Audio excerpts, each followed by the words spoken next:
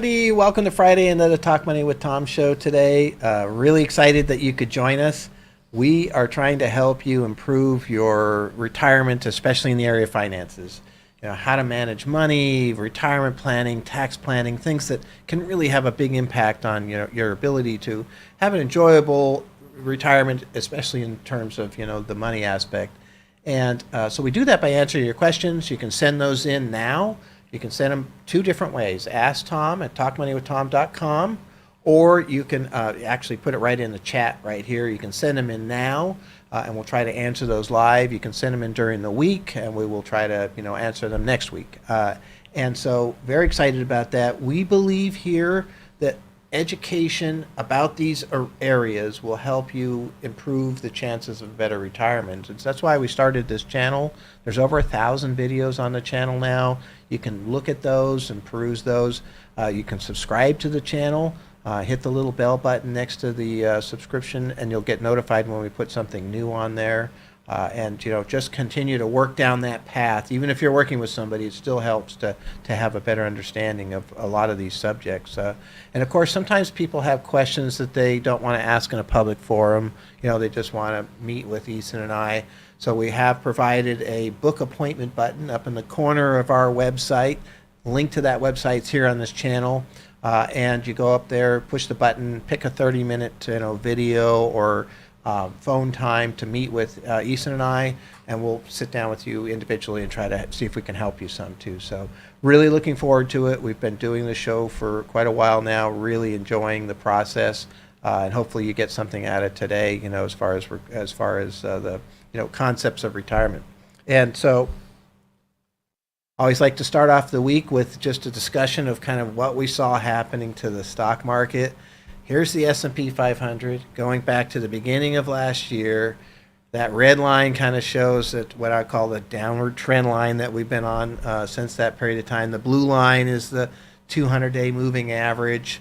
And then this line right above my head is what we call the 50% retracement line. So if you go from the bottom of 2020 to the top of the beginning of last year, we hit in October 13th, we hit the low, halfway. We took half back. And so that can be kind of significant. It may not hold up. We'll see how it goes. But this year has started out a lot different than last year. If you look at the very beginning of this chart, that was January of last year, kind of straight down all the way through.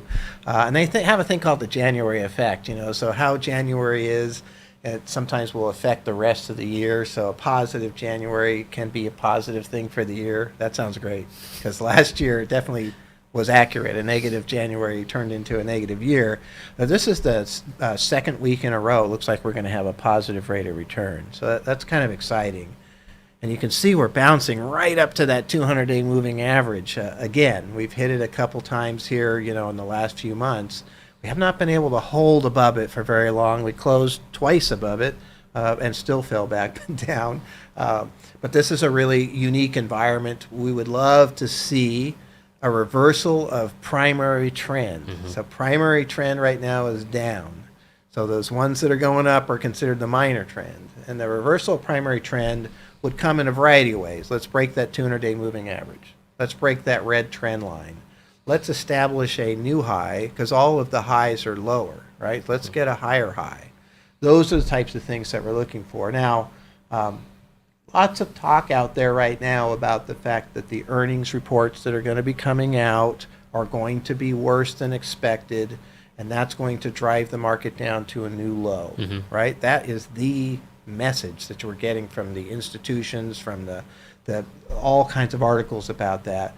Now, one of the things that's kind of fascinating is oftentimes, something that's discussed extensively doesn't actually have the impact that people think it does. It tends to sometimes go the opposite direction. I've seen several surveys of institutions where right now, Bank of America had one this week where they were talking about the big institutions and hedge fund managers have lower allocation to stocks than they've had over the last 72 years, which is a good sign. It means, number one, people have already sold a lot of their stocks in that regards, and also it means that there's a lot of money that could rotate back into the market if it does start to go. So we did kind of kick off earnings season today. Yep. The big banks are reporting today. Citibank, J.P. Morgan, Wells Fargo, Bank of America, et cetera.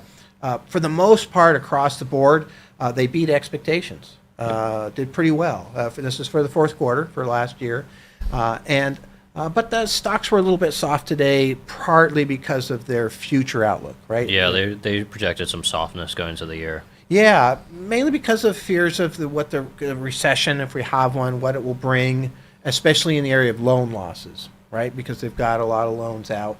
Ironically, the thing that drove the revenues was actually increased revenues from loans because they're charging higher rates. And so, it's really fascinating to watch how that plays. But that's the beginning. And so now we're going to go through, about 5 or 6 weeks here of earnings reports coming in. This is going to be fairly critical time period. And I suspect that it probably won't be quite as bad as everybody thinks, just because everybody thinks it's going to be bad. But it will be spotty. There'll be certain companies, like even last year, we saw, Nike and Federal Express, good earnings, good guidance, both went up like 5%, 12%, and then we saw Micron, come through. I think it dropped 14%, and then so Micron makes semiconductors. And really the big difference is you're probably going to see companies that make goods suffer because people aren't spending as much money on goods.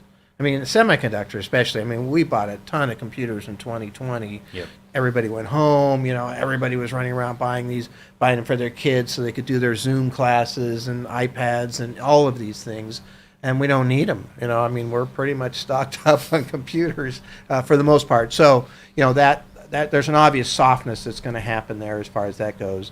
But really, it's a redistribution of money. We're stuck at home. We can order from Amazon. Now we're not stuck at home. We can go out to restaurants. We can go travel. We can go to Hawaii. We can do different things with our money that we couldn't do in 2020. So the pressure is going to come in services, and we're seeing goods kind of fall off. So I think that's what you'll see in these earnings reports coming out, is kind of the service areas doing quite well, and banks sort of fit into that category in the loans and what have you, and the goods area is doing quite poor. I think we'll see some volatility because of that. Right, just because every company, and we saw that at the end of the year, just these big jumps one way or another based on what's happening. So that's what we have to look forward to here in the short term, is that earnings coming up, but really powerful motion in the market right now.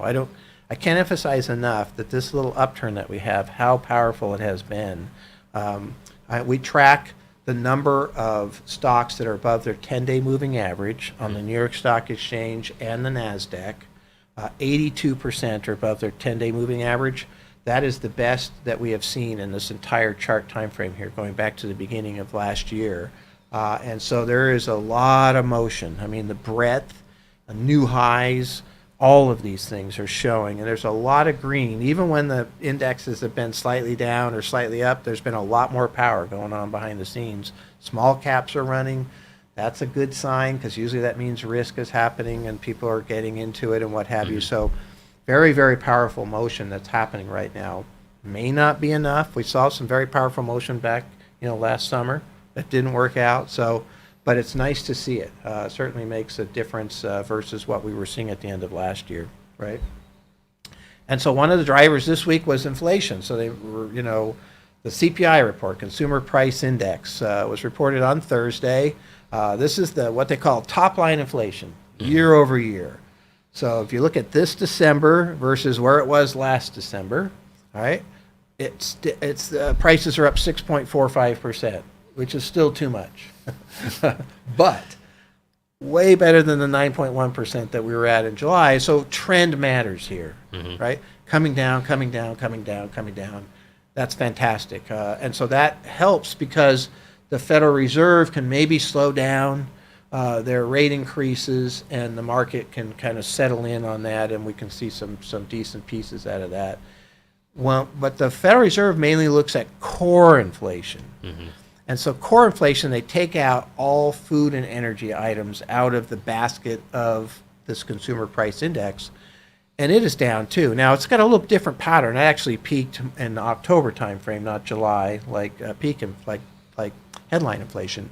But it's down to 5.71. Good pattern, good direction, excellent. I think this CPI report was really good, going in the right direction. Yeah, and you might have not seen as big a jump as we usually do with CPI reports because everything was kind of within expectations. It was exactly at expectations. It was kind of amazing. And we already had a run up prior to the report on Thursday, so we didn't get the big pop. I remember we had a 5% day back in November on that report from October because it was really a surprise. This didn't turn out to be a surprise. Still good, right? I mean, that matters too. And then this chart's a little confusing here, but this is the headline inflation month over month. Instead of looking at year over year, you're looking at this last December versus the last November. Mm-hmm. Now that's actually down. So we had depreciation on the basket of goods. Prices dropped a minuscule amount, negative 0.08%. But again, trend matters, and we need to see that. And you can see earlier on in this 1 year period here, there was some pretty big month over month jumps, over 1% there. That's a lot, right?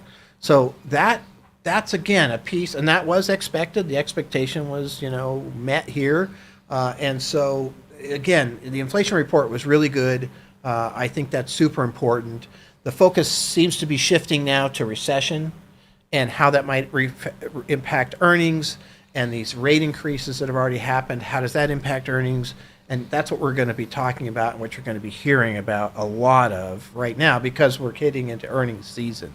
And again, the expectation is that we will establish a new low below what we already established on October 13th because of the earnings that are going to come through from the first 2 quarters of this year. We would hit some new low sometime in those first 2 quarters of this year.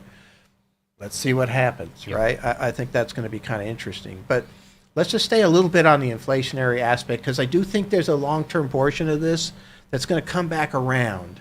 Because I think personally that the situation with the recession is going to be potentially lighter, okay, than what it could be. It's not going to be like 2008.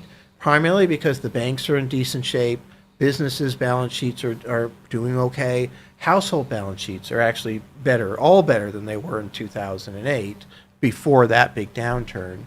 But also China has now released their zero COVID policy. That's the second largest economy in the world. Those people are going to get out there and start traveling. They're going to go through their COVID wave, probably 6 to 9 months of misery there. But once they get through the other side of that, that's a group that's going to be contributing that hasn't been contributing yet. And I still say there's this big pent-up demand. I have a lot of clients. I'd say about half my clients are still very conservative in terms of what they're doing. They're still not out there fully participating in the economy. They're not traveling like they used to. They're not going to restaurants like they used to. That's probably going to become a smaller and smaller portion of the practice at some point as people do start to get out there. I know I've been pretty conservative, but I know that probably as things get better, I'll get more aggressive in terms of going out to eat and those type of things. Yeah, it's like dipping your toes in a pool. You get used to the temperature after a while, and you fully get back in. Yeah, exactly right. And so I think those are things that are going to mitigate the power of a potential deep recession. And I think that could keep it shallower. And I'm not sure recession will be the really big portion of this, with a couple caveats. Number one, the Federal Reserve actually looks at the data and doesn't over-raise rates. And unfortunately, they have. They over-raised rates in 2000. They over-raised rates in 2008. So they have a history of over-raising rates that scares you. And whenever they speak, they keep saying we're going to go up to this rate and we're going to keep it for this long.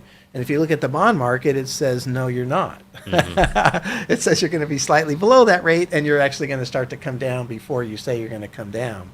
So if they follow along with the bond market, maybe things work out. But if they actually execute what they're saying, that's scary a little bit in terms of what might happen for recession. So the part that's hard to determine is, are they saying those aggressive things to try to keep the stock market from running, or are they saying it because they believe that's exactly what they're going to do? So we're going to find out. That's something we're going to, determine as time goes on. But if we look at it, if we look at inflation and kind of break it down, I think there's some interesting pieces here. This is a chart we showed you before. blue line is goods inflation, yellow line is services, right? And then the total is the green line. If you look closely, that blue line, you can see it peaked out, right? Yep. It's actually coming, flat.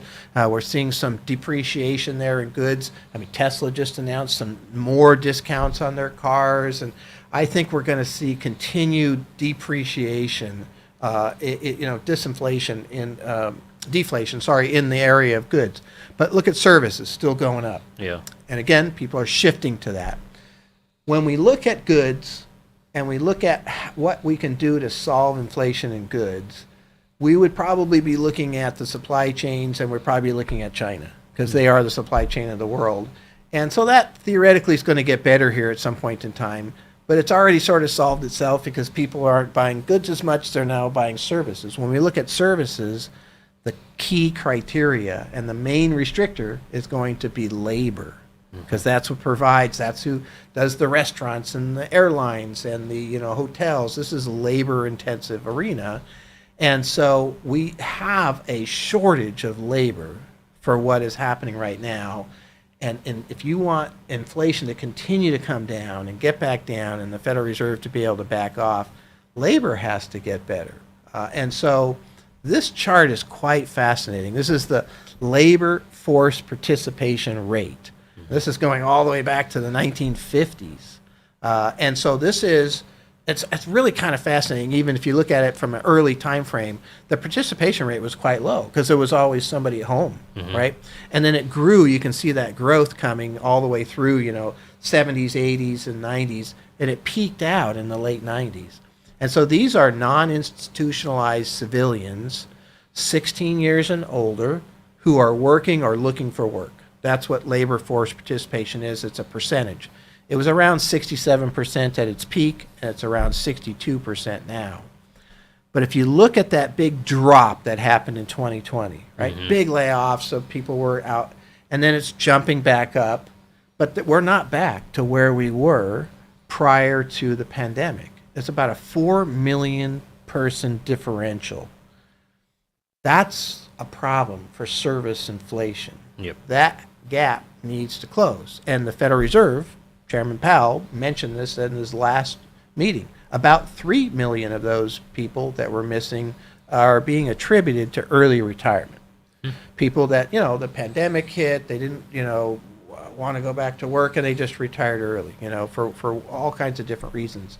And so how do you fill that gap? That will be the thing, I think, that if that gap can fill, we can have services that come, we can have a booming economy, we can have China come back into the fold and not have high inflation. If we can't fill that gap, that boom's going to create inflation. The Federal Reserve's going to keep going with rates. That's going to be problematic for the market. Yeah, one example is you can look at the UK with Brexit, how they actually had a decrease in their population after Brexit because people were leaving the country. Yep. And they're having a lot of issues with labor.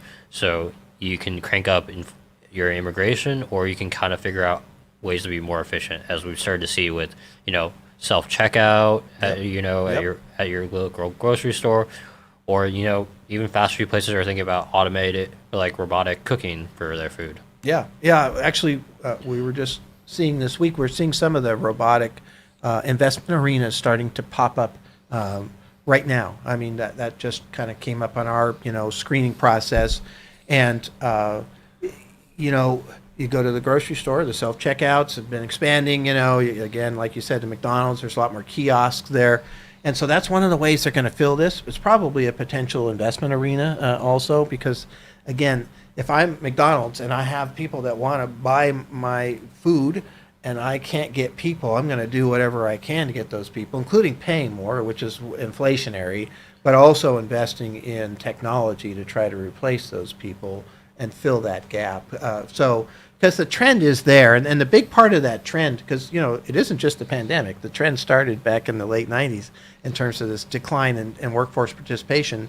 And part of that is just retirements. So the baby boomers are a big chunk of people, and they've been retiring at normal rates, but it's a lot of people, and that creates this workforce that's smaller behind them. If you look at a demographic chart, you have this huge jump in baby boomers, and then there was a pretty big drop, and they delayed slightly versus future generations or previous generations child years, and so there's this big kind of gap in there, and then there's another big jump from their kids and grandkids, but and that's kind of what we're seeing here, this dip, and we need people, so immigration, all of these things. So I think this is going to be very fascinating to see how this plays out. So my last point is just one that I've been trying to make with the clients, and that is to really kind of be able to kind of see the big picture on how investing works, at least as far as I'm concerned.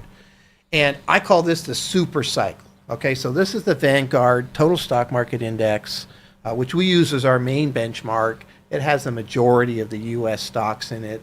This is the ETF version, which is ticker symbol VTI. And what I consider a super cycle is the bottom of the last downturn to the bottom of this one, right? And I don't know if we're at the bottom yet, right? We hit the bottom so far October 13th of last year. Maybe we hit a new one or what have you. But what I've been trying to communicate with the clients is that, look, that your total rate of return during that super cycle is really your rate of return. That's what you should focus on. It's not, hey, that great year that you had or this terrible year you had or whatever it might be. It's the total return over each one of these super cycles. And it's also the understanding that these aren't going away. We will hit a low point at some point in time here, and then we will take off again at some point in time. And then again, of course, we will have another downturn in the future. Now, the reason that you want to kind of understand that, because I think it helps you to stick with it and not get too nervous about what's happening, because the returns can be fantastic. This has a 15.7% annualized rate of return, right, over that time frame. $100,000 invested March 9th of 2009, which was that low point, in VTI at 15.7% is $770,000. So that's pretty good. You want to keep up with inflation long term. You just make sure you're in for the super cycles and understand that you're going to have these downturns as part of that. Yep. So, and that rate of return includes this downturn we've had so far, right? So again, could go lower. Probably not done with the super cycle. Who knows? But nonetheless, my point is just kind of understanding. Again, this is part of the educational component of being an investor, is understanding how it works. It's not a straight line. Unfortunately, it's not a CD. CDs are great, and they're paying more than they used to, but they don't keep up with inflation, right? So if we want to keep up with inflation, we have to invest in these types of things. If we invest in these types of things and we want to be good about it, we have to understand kind of how it works. Yeah? And that I think that's important. So anyway, that's what I saw happening this week. It's kind of a summary of what I see going on right now. Things look great as we see it right now. But I tell you what, over the next few weeks as we do these summaries, it'll be very fascinating to see what the market does in this earnings season, because we've been waiting for months for this particular earnings season to happen. Lots to talk about this. Very important time frame. So we'll see what happens there. All right, great. Well, what's our first question? So this is kind of current news. Yellen sent a letter to Congress this morning. The U.S. would hit its statutory debt ceiling on Thursday of next week, the 19th, and will exhaust cash and extraordinary measures before early June, and so we'd run out of money, essentially. With many leading Republican voices in the House of Representatives talking about preventing an increase to the debt ceiling, what is the resulting risk to equity and the bond markets, and could this stall this current small uptrend that we have? Yeah, I've been getting asked about the debt ceiling quite often in the client strategy sessions also, so it's definitely an area of concern. And just so everybody knows, I think we're maybe the only country in the world that has this really dumb concept that's called the debt ceiling, and Congress has to approve an increase in the amount of debt that the government can take on to pay its bills, essentially. And it started back in the 1870s, and it used to just be a rubber stamp thing. And about 2010, it started to become a political thing, and so they would push on that. And obviously, if it's not increased, so as you mentioned, it's the 19th is when we hit that debt ceiling. But we have these other fungible mechanisms that the Treasury can use to stretch that out, which is we did this before.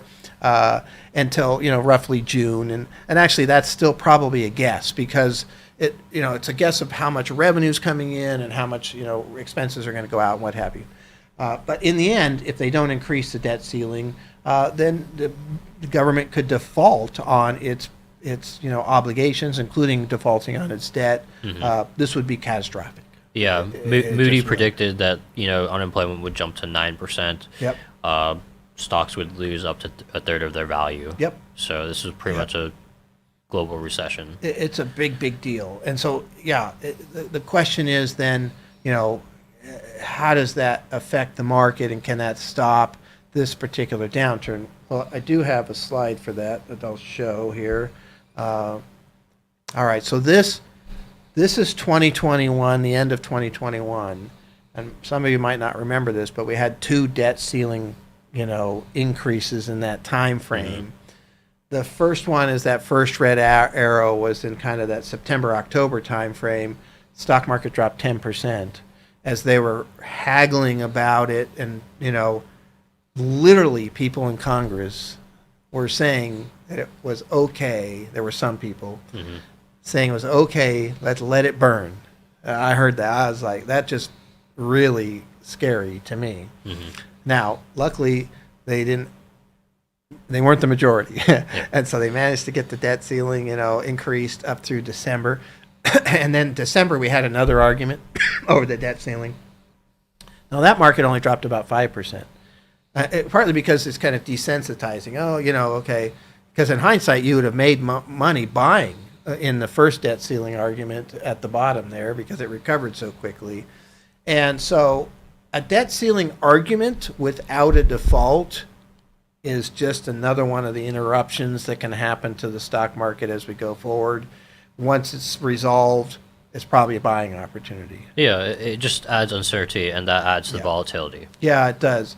Now, this particular group seems to be a little bit bigger, a little bit more motivated to try to use the debt ceiling to leverage some spending cuts across the board, Medicare, Social Security, defense, and, trying to reduce the deficit and what have you, and they want to use the debt ceiling negotiation. So we don't want to increase the debt unless you do these things. And they're a little bigger than they used to be. But one thing, I read an article, and we were talking about this before. What do they call that? Discharge petition. Yeah. And so in the negotiations to get the Speaker McCarthy elected through that 15-round, voting cycle, they set up this program that allows a bill to come to the floor with 218 votes. Yeah, so they could bypass the Speaker. Yeah, and that wasn't true before. There was, over the history of the House, the Speaker has gotten very powerful and could kind of control what could come onto the floor. And so in this particular case, if McCarthy wanted to block it, they can get around that by getting this 218 votes. Well, the Democrats would need, 5? Yeah, 5 Republicans votes to step across the aisle and vote for this so they could increase the debt ceiling. So are there 5 Republicans out there that are willing to do this in the House? Because the Senate has done a much better job of kind of getting through these debt ceiling negotiations without as much, issues as far as that goes. The House is where some of these problems reside. I think the answer to that's yes, in the end. Yeah. Unfortunately, I think it gets dragged out maybe even longer than normal because of the group that's in there at the moment. I think we'll go to the deadline. I think, the deadline pressure will push people to act, and people will be fighting until then. You think the deadline being the 19th or the deadline being June when we run I think out it of will money? be head into the summer, essentially. So do I. Yeah. The 19th sounds great, but I don't think they'll get there. Yeah, exactly. No, I agree with that. It'll get to be scary. It'll get to be kind of crazy. Would be a great, an outlook. That could create some problems for the market. It's very difficult for the market to thrive in an environment where there's a possibility of default, right? It just is.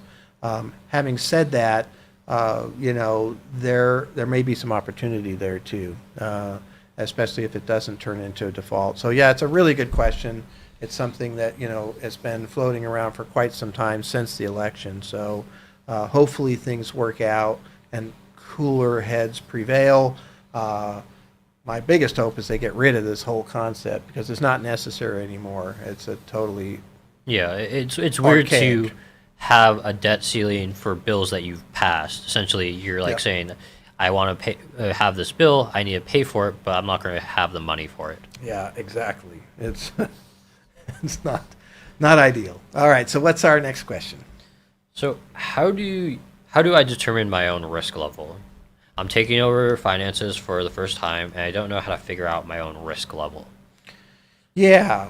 Okay, so that's an interesting scenario, right? I mean, your maybe your significant other was in charge of the finances, and now you are for some reason, medical issue or whatever it might be, and part of the process is working with us, for example. We need to kind of figure out where you're at risk-wise, and the reason being is quite simple. If you have a portfolio that exceeds your risk tolerance at some point in the future, the chances are you're going to make a panic decision at what might be a pretty bad time to do that. Much better to have that kind of identified before. So, okay, it got down to this level. I knew it could get there. So that helps, right? And I'm waiting, like I'm supposed to. And so there's a lot of different ways of doing this. One of the things that we use is a concept called risk-alize. And what that does is kind of take a look at your existing portfolio and say, okay, and let me share this screen here, give you an example.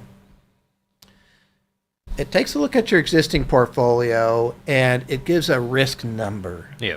So in this case, the risk number is 54. So 100 would be really high risk, as high as you can go, and 1 would be as low as you can go. So this is a moderately risky portfolio, right? Right, kind of in the middle at 54. We have $7.6 million in the portfolio, and what they're showing here is that their projections based on the makeup of that portfolio, 95% probability over the next 6 months that you would end up at, the red dot there or the green dot, someplace in there. Now, it's not 100% probability. There's still some worst case scenarios that can happen. What they call tail risk is, not included in there. But what we look at here is, okay, first of all, there's a percentage. So the red dot says negative 10.75%. The problem with percentages in terms of just trying to, identify your risk tolerance doesn't mean much to you. Yeah. Honestly. And what I do like about this is they also put dollars. So in this case, that'd be $820,000 loss. Yeah, it'd be a totally different thing. Say I lost 10% on a dollar. That'd be a dime. Yeah. I'd be okay with that. Yeah, that's right. I could do that. So if I'm sitting with somebody and they've got this portfolio, I'm going to be talking to them about what would it be like for you knowing that you had $7.6 million that is now $800,000 less. Do you panic? Do you, call up and say, I got to get out, that's way farther than I want to go? Or is that kind of okay? Now, what I'm trying to do is model a situation for somebody and getting them to, mentally try to live in that situation. Mm-hmm. It's not perfect because it's different than actually living in that situation, but it has been useful, and so this is one of the strategies that we would use, is just try to take a look at what dollar amount you would lose in that current portfolio and whether that is something that made sense. And actually, we use this risk-alize portfolio software. It sends out this analysis to all of our clients every quarter, so it shows them. And so long term, as you're going, I think it's really important to be able to see consistently what risk am I taking with my portfolio, what risk am I taking with my portfolio, and decide whether that still works for you at that time, because there is some changes that can happen in your life that might change your risk tolerance. Yeah, and it's going to take a downturn or two to really dial it in. Having things in theory, you don't feel it till it actually really happens. Yeah. Yeah, and this particular question was, I'm taking over an existing situation. And so let's just assume it's a significant other that I'm taking that over for some reason. there's a chance maybe that this person lived with that portfolio, at least indirectly, for some period of time. Because one of my favorite strategies is to start with what somebody already has. When they come in to see us, what do they already have? Because they've been living with that already, and maybe they've already been through some downturns and kind of, and they've held in there. So that tells me a lot. If it's 60% stock or 80 or 20 or whatever it is, I can learn a lot from what's already there. And so that's a good starting spot too. So, identifying your risk level is probably more of an art than a science, because it's essentially a human emotion, which is really hard to nail down. But there are strategies to get started, and then maintaining that strategy going forward has been really useful to us. And just being able to kind of know, one of the ways to handle more risk is just to know if I have this $7.6 million portfolio and I know it could drop 800,000, and then it does, that's a lot easier to handle than if I thought it was going to drop 400. Yeah. Right? Oh my gosh, it's so much more than I thought. And so if it drops 1.6 million, I'm going to kind of freak out because I thought it was going to drop 800,000 in this case. But nonetheless, it does help to be able to kind of see, what is possible. You better be comfortable with that, or you can, you want to make an adjustment. Oh, 800 is too much. Let's get it down to 400. Okay, here's a portfolio that at least statistically has a chance of hitting that 400, and there's no guarantees on anything as far as that goes, so you have to be careful there. But nonetheless, that's kind of how I would look at it if I was, dealing with that person. Yeah, it's very interesting. All right. What are your thoughts on international stocks? International stocks are hot right now. I have a chart for that. I love my charts. Let's see if this chart works. I can't see that very well. We'll try this one. There we go. Maybe see it a little better.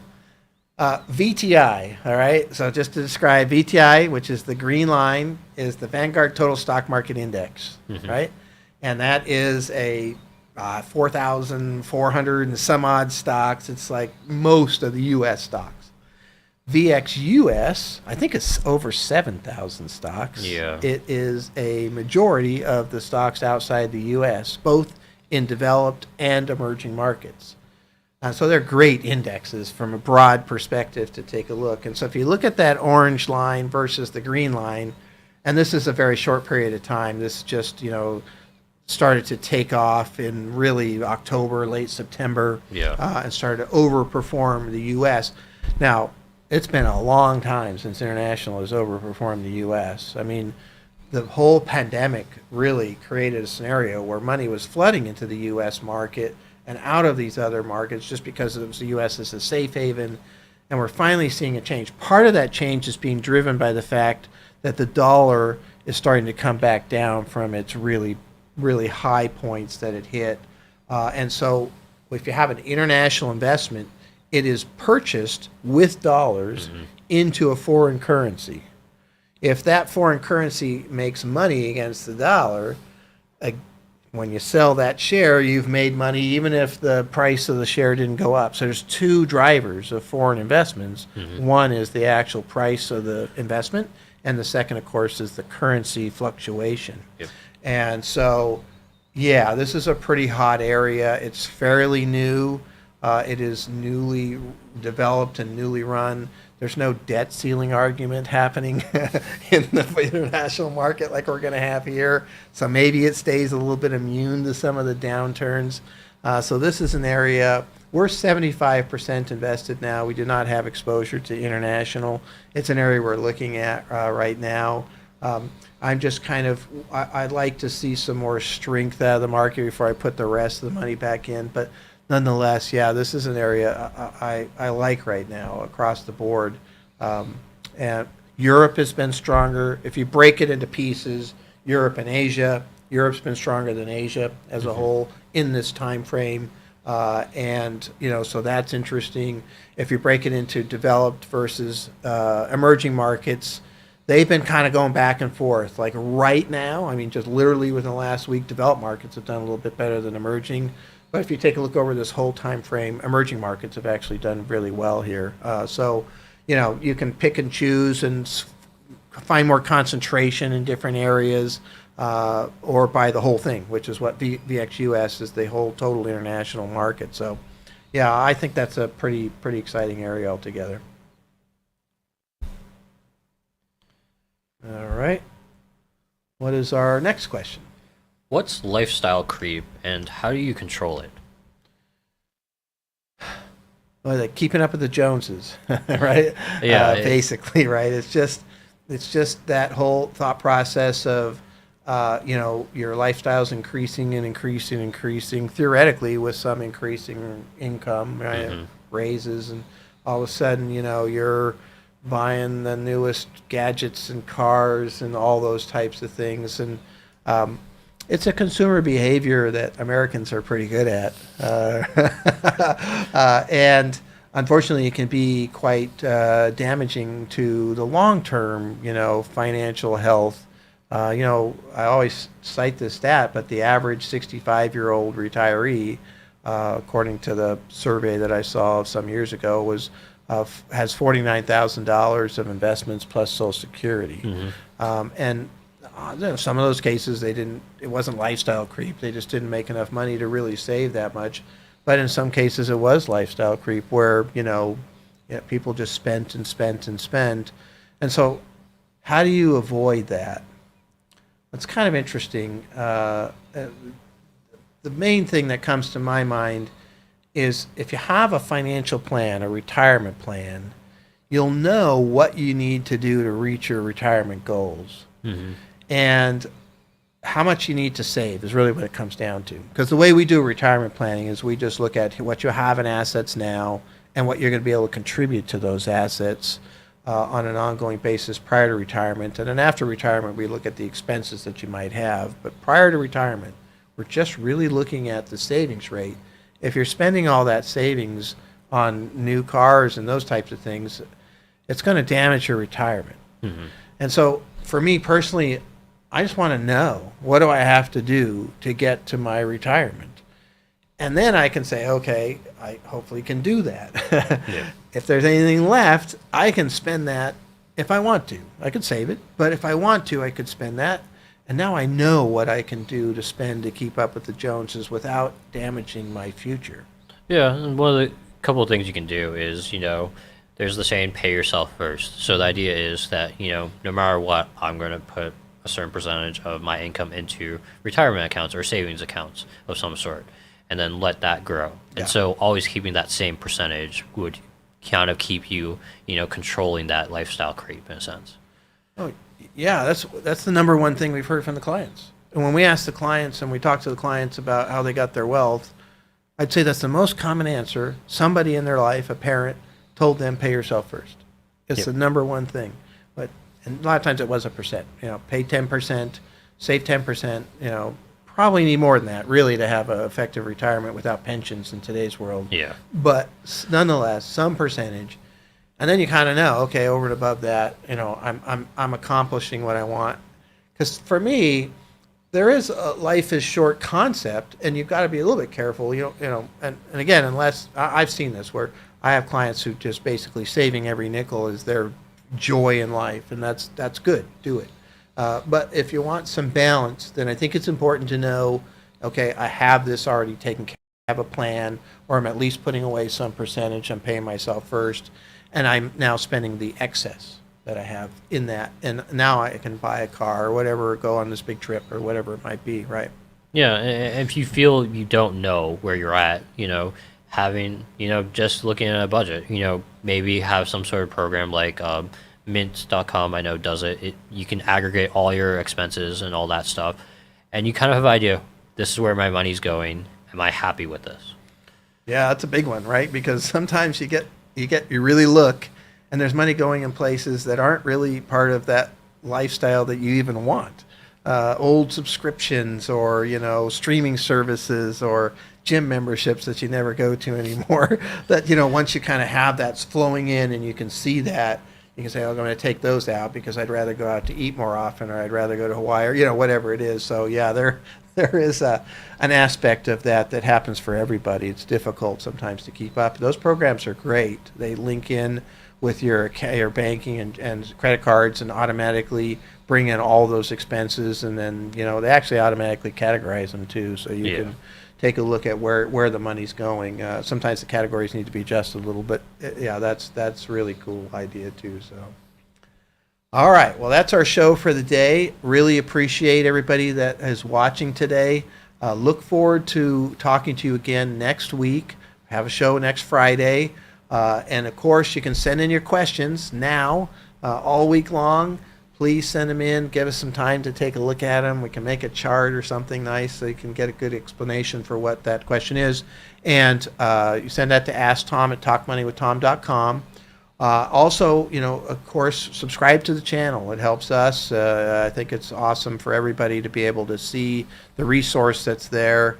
You know, we have 36 plus years of experience of dealing with retirement, so hopefully you can gather something out of that. You can hit the little bell button to get notified when something new, or book an appointment. You go to our website, links here on the channel. You go up to the corner, book appointment button, push that, pick a 30-minute phone or video time, sit down with Eason and I, and basically, you know, tell us your situation, and we'll try to see if we can help you with that. So I want to thank everybody so much for coming today, and I look forward to seeing you again next week. Thank you.